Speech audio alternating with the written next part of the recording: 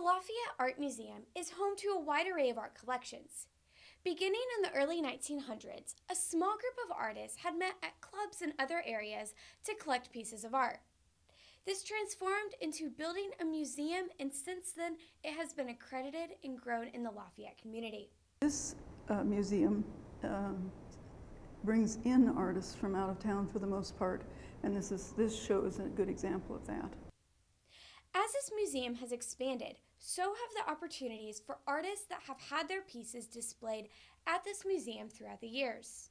I've known several artists who have kind of come up through the ranks and put on a big show here in the museum and then moved to Chicago and made it big nationally. This museum has a special exhibit that showcases paintings that illustrate the life and history of African Americans.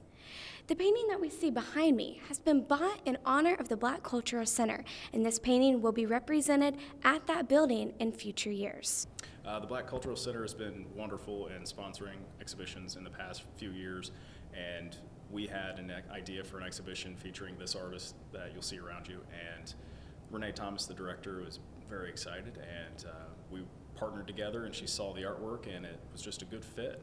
I really like this exhibit. I just thought that there's a lot of meaning behind it and showing the history of African Americans and just like the evolution of time, really. So it was just really cool. And for some, this can bring about self-reflection about our culture and society.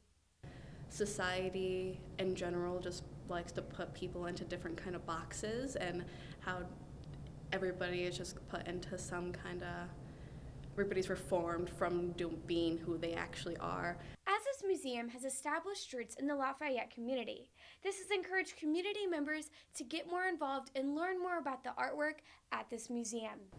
I think we really strive for equality and engagement would be the two things I would go for. We always try to make sure that there's room for interaction with the community. This is the ultimate place to display your work here in town.